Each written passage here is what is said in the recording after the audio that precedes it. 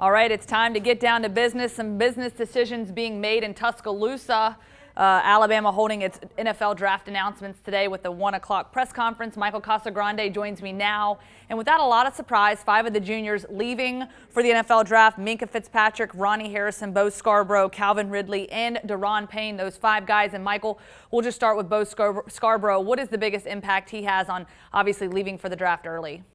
Yeah, I mean, there was such a crowded backfield this year for Alabama that not everybody could get the touches, so maybe it clears things up a little bit. There's a little bit more room for Najee Harris to get some more time. You saw what he could do in the championship game, so it's a positive for him, I'd say.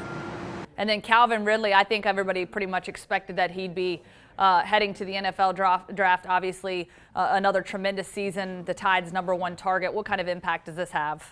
Yeah, I mean, it's obviously big. I mean, you took the percentage of catches and receiving yards he had this year. It's tremendous, but there's also another group of young freshmen coming through.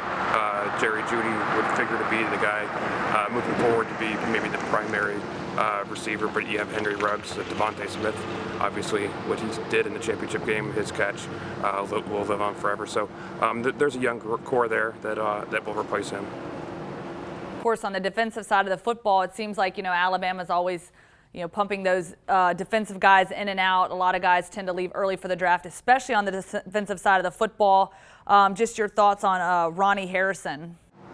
Yeah, I mean, the secondary will see just pretty much a complete overhaul with the seniors involved.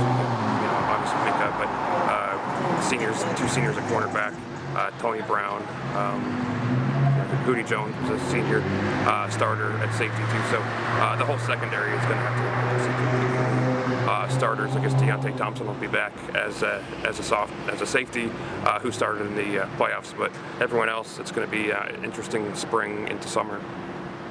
Yeah, and we know Minka Fitzpatrick has been a huge impact on this football team. Obviously a great career, somebody that they could really move around on the field and really kind of commanded that secondary.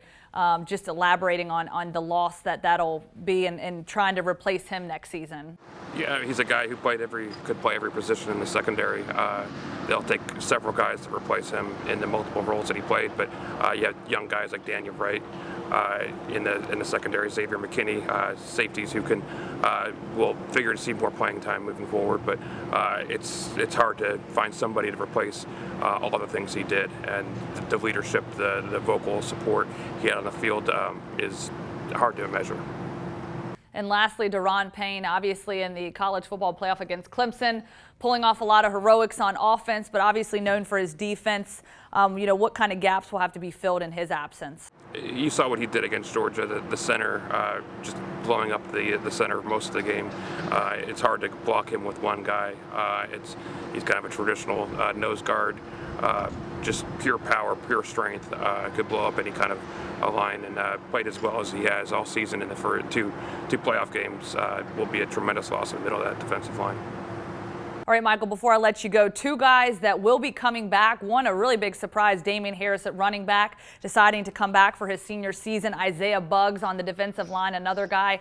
How surprising was this to you? And, what does this really mean ultimately for Alabama, especially in the backfield?